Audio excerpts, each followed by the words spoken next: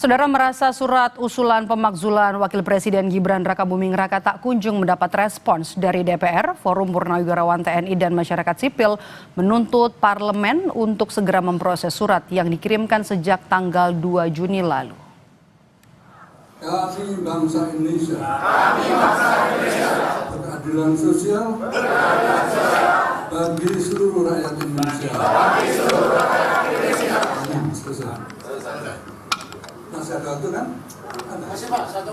Konferensi pers yang digelar sejumlah Jenderal Purnawirawan TNI Rabu siang tadi secara khusus menyampaikan rasa kekecewaan mereka terhadap parlemen karena belum adanya perkembangan dari surat pemakzulan Wakil Presiden Gibran Rakabuming Raka yang sudah diterima Setjen DPR MPR sejak 2 Juni lalu.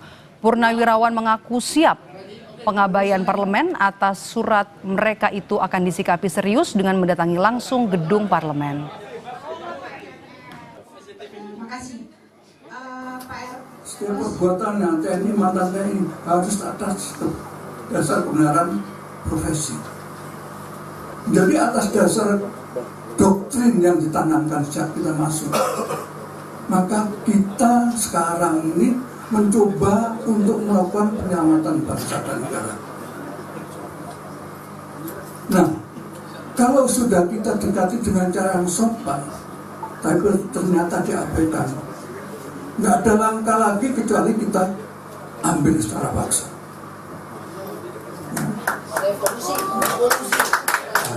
Harus, ya, kita duduk di MPR, Senayan sana. Oleh karena itu saya minta siapkan kekuatan, ya, siapkan kekuatan, karena kita semata-mata ingin menyelamatkan bangsa negara. Sini Bu, bawa pres. Kami bangsa Indonesia. Berkeadilan sosial. Bagi seluruh rakyat Indonesia.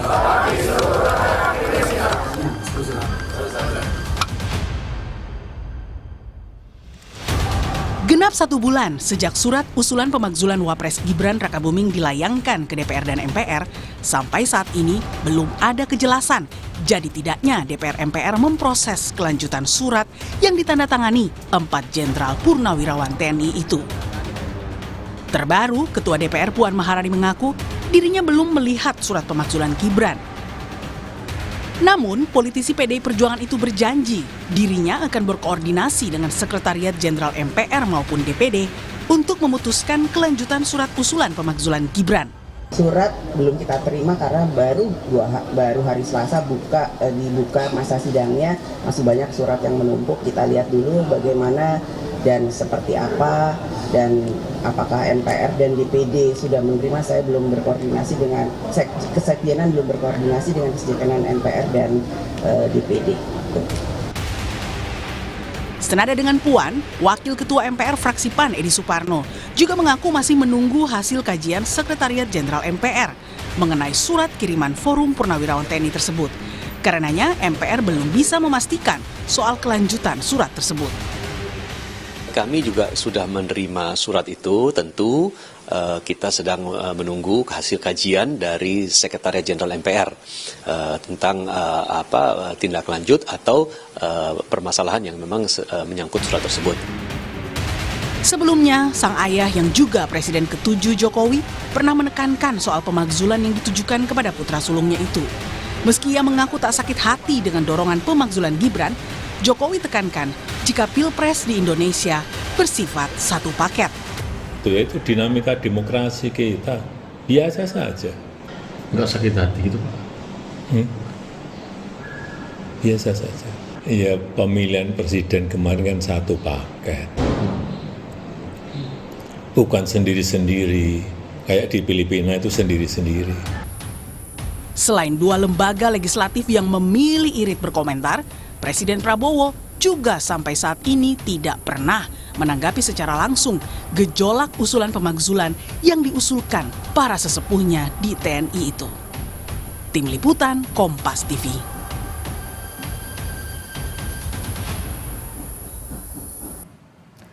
Saudara, hingga kini DPR MPR belum memproses surat usulan pemakzulan Wapres Gibran Rakabuming Raka yang sudah sebulan lalu dikirimkan oleh Forum Purnawirawan TNI. Hingga akhirnya para mantan jenderal pun menggelar pernyataan sikap atas jalan di tempatnya surat pemakzulan tersebut. Kita akan bahas petang ini soal pemakzulan Gibran bersama dengan ahli hukum tata negara yang tadi juga turut serta dalam pernyataan sikap di Konvers Forum Purnawirawan TNI. Ada Bung Refli Harun yang bergabung bersama kami lewat sambungan Zoom dan juga sudah hadir di studio Orange Kompas TV Palmerah Wakil Ketua Umum Jokowi Mania Bang Andi Aswan. Selamat petang Bang Andi. Selamat sore Mbak Mai, selamat sore pemirsa Kompas TV Petang, semangat. Oke, ini Bung Refli sudah bergabung juga ya bersama kami lewat sambungan Zoom. Kalau kita lihat tadi Anda ikut, tadi Anda ikut dalam Konvers Purnawirawan. Apa yang sebenarnya pesan utama yang disampaikan dalam pernyataan sikap tadi? Ya, kan yang bicara banyak ya. Ada dari Purnawirawan, ada dari tokoh masyarakat. Saya kebetulan diundang, makanya saya datang. Intinya mereka mempertanyakan kok surat mereka tidak atau belum ditanggapi seperti itu. Itu administratif, tapi secara substantif mengemukakan hal-hal yang terkait dengan soal eligibilitas. Kenapa seorang Gibran Rakabuming Raka harus dimaksudkan. Jadi ini bukan hanya soal prosedur tapi juga substansinya, begitu. Bukan hanya prosedur tapi juga substansi. Tapi kalau kita mendengar jawaban dari dua pimpinan lembaga baik Puan Maharani ataupun juga Edi Suparno dari MPR, kemudian mereka belum membaca surat tersebut. Kemudian Puan juga tadi sempat bilang surat masih menumpuk. Kalau Edi Suparno juga tadi sempat bilang masih akan menunggu sikap dari kesekjenan. Anda membacanya seperti apa? Apakah ini hanya untuk menghindari atau sebenarnya yang tidak kita lihat ada perbincangan antara dua lembaga ini? Iya, sebenarnya kan kalau kita bicara mengenai pemakzulan Gibran, kita lepas dari soal prosedur dan substansi yang saya katakan tadi ya, walaupun belum saya elaborasikan. Kan ini sangat bergantung kepada konstelasi politik, kemauan politik para elit sesungguhnya. Jadi kalau misalnya surat disampaikan kepada DPR, itu kan lebih pada karena prosedur ketatanegaranya seperti itu. Kalau surat disampaikan kepada MPR karena ujungnya nanti di MPR, ujungnya ya, bukan di depan. Tetapi jangan lupa bahwa yang namanya pemberhentian atau pergantian seorang presiden dan wakil presiden itu bisa dengan dua pintu paling tidak. Satu, pintu pemakzulan atau pemberhentian. Kedua, pintu pengunduran diri. Dan pengunduran diri itu bisa karena eskalasi juga seperti yang terjadi pada Presiden Soeharto Mei 1998 kan. Sehingga intinya adalah kalau saya baca dari Purnawirawan itu, ya mereka menganggap bahwa Gibran tidak layak memimpin Indonesia, satu. Dan selain itu juga ada pelanggaran-pelanggaran yang bisa dianggap memenuhi artikel of impeachment sebagaimana diatur dalam pasal 7A Undang-Undang Dasar 1945. Antara lain perbuatan tercela antara lain. Misalnya Fufu Fafa itu dianggap Roy Suryo tadi hadir juga.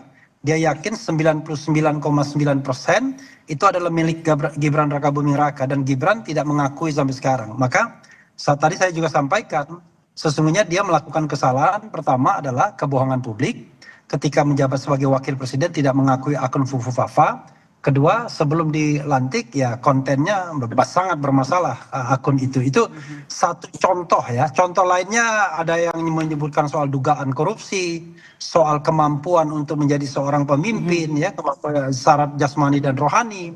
Ada juga yang mengatakan soal putusan MK tapi tidak terkait lagi dengan proses pemilu tetapi terkait ada dugaan itu yang termasuk dalam poin-poinnya ya Bung Refli. Tanggapannya ya, poin-poin yang mengemuka dalam press conference tadi ya.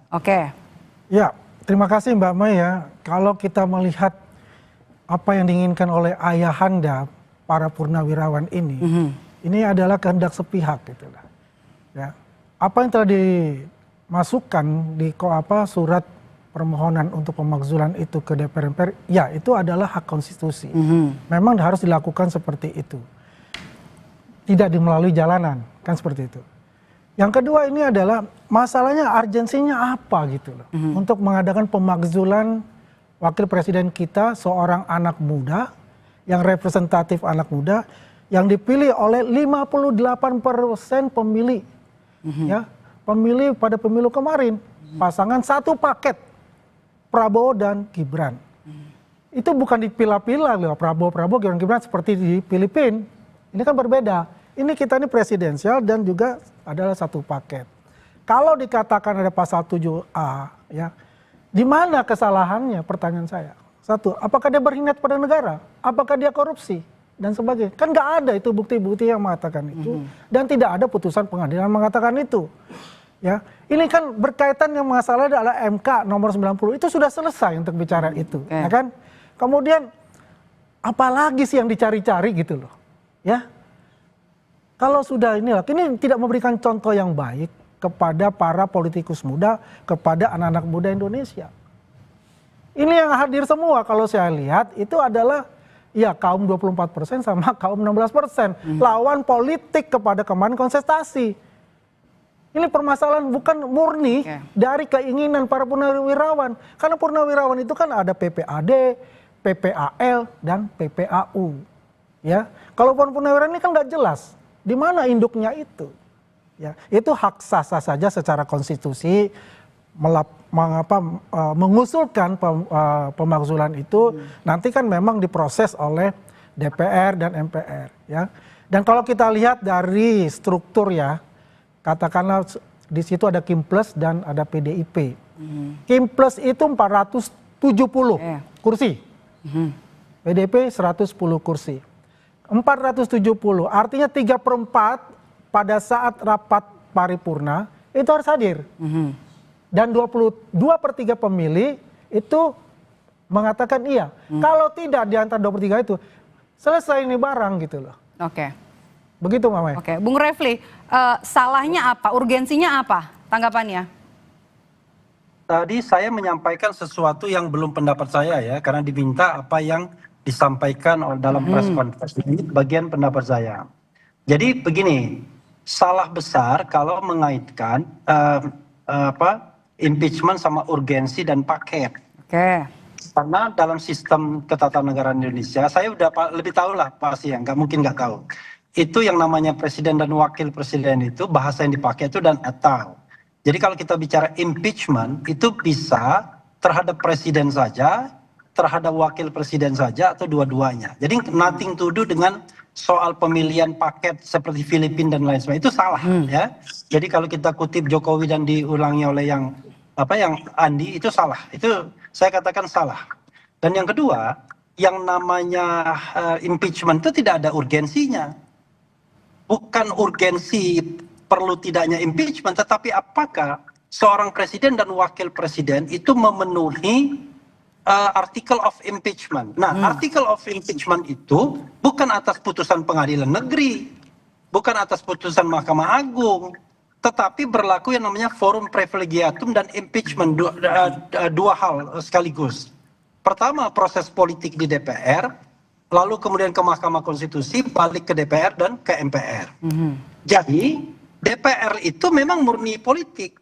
Jadi nanti tergantung konstelasi politik yang ada. Kalau kita pakai hitung-hitungan, memang gak akan maju. Tapi kan bukan hitung-hitungan yang akan menentukan. Yang menentukan itu dua hal. Eskalasi dari bawah dan eskalasi dari atas, dari elit. Elit itu ya Pak Prabowo misalnya, Megawati, Surya Paloh, Bahlil dan lain sebagainya. Sejauh mana mereka melihat ada political interest atau insentif politik untuk memakzulkan Gibran atau tidak. Itu dari atas. Dari bawah, sejauh mana masyarakat menghendaki pemakzulan tersebut. Saya katakan misalnya, kita bicara people power. Kalau people power itu terjadi, ya saya kira perubahan akan cepat. Cuman saya kan tidak mengatakan apakah people power bakal terjadi atau tidak. Tapi intinya adalah bisa dari atas dan bisa dari bawah. Jadi sekali lagi, yang ketiga, ini nggak ada kaitannya dengan persentase pemilu. Ini adalah sebuah aspirasi masyarakat. Aspirasi itu mau dia cuma satu orang doang, asal dia kemudian didukung oleh elit, dan kemudian didukung oleh kekuatan bawah, ya jadi. Apalagi ini yang menyuarakan adalah ratusan jenderal Laksamana dan Marsikal. Saya kira nggak main-main juga mereka. Jadi karena itu menurut saya, kita melihat impeachment ini slow way, ya, santai saja.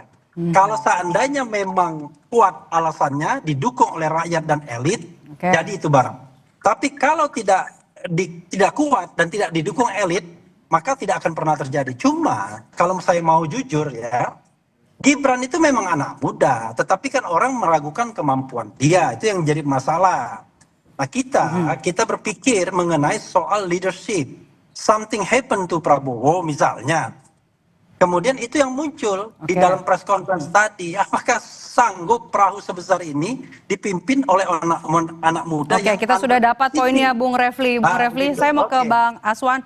Bang Aswan, kalau kita lihat peta politik di parlemen, sebenarnya apakah ada Anda melihat pemakzulan Gibran ini berpotensi bakal dilanjutkan? Ya, menurut saya tidak akan dilanjutkan itu. Itulah bunga-bunga dari demokrasi ya. Memang benar kata Mas Refli tadi ya.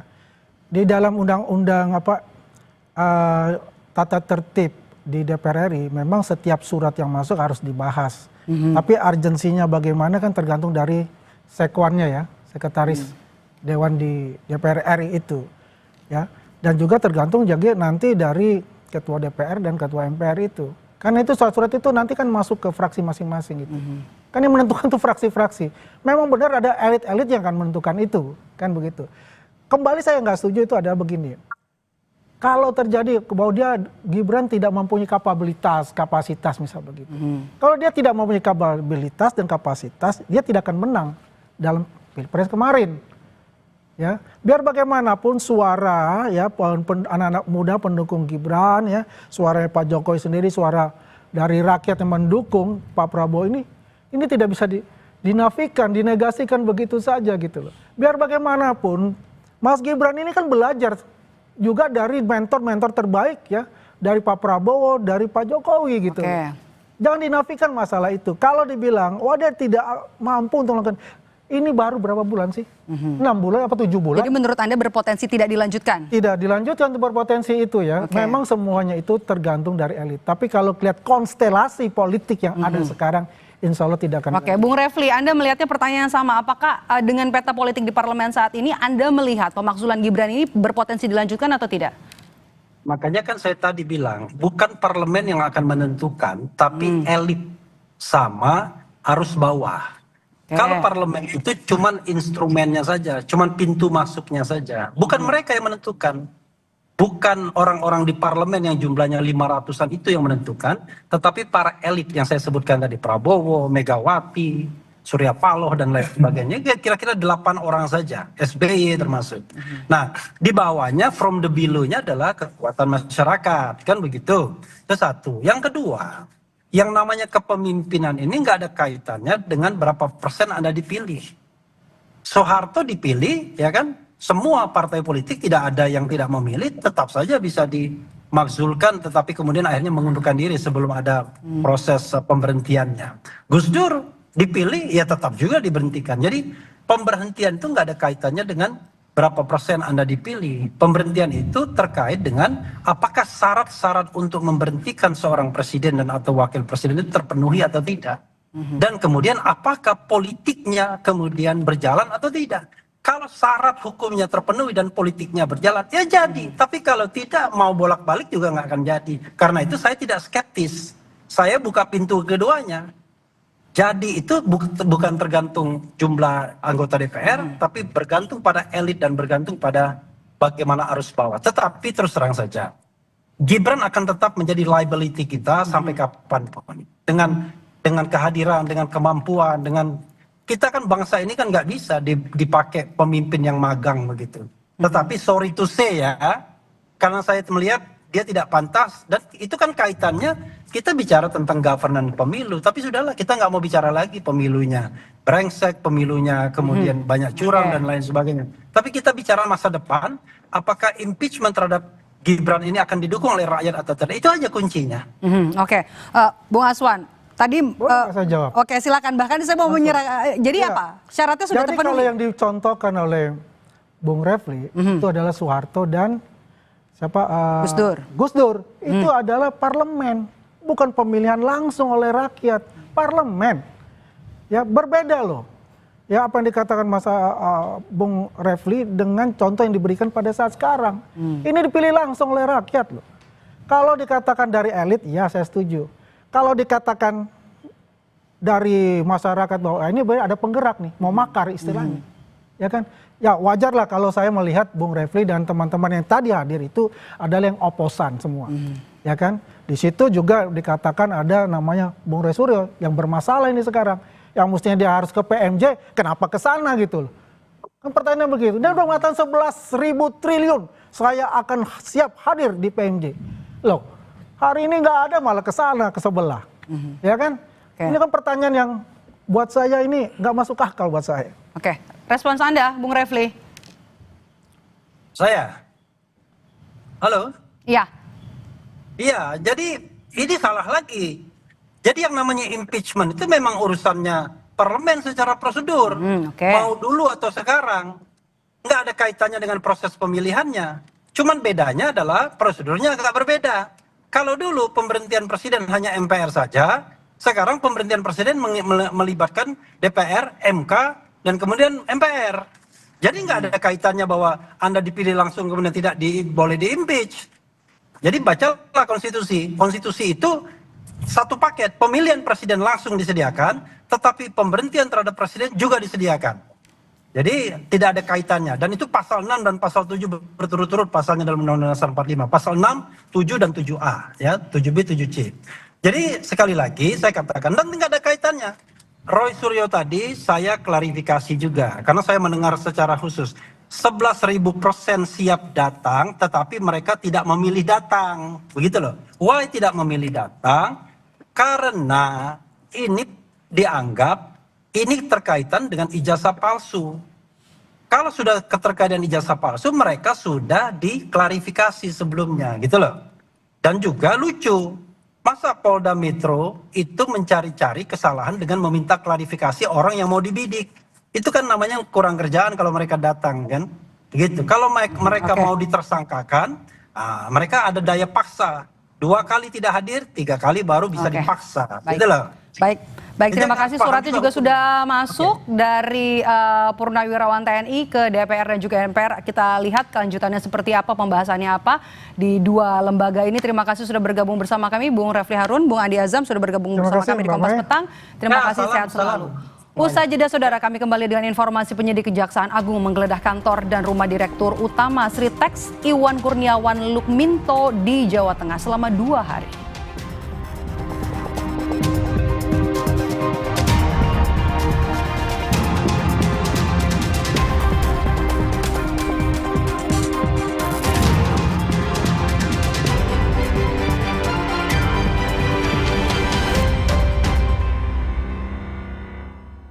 Angka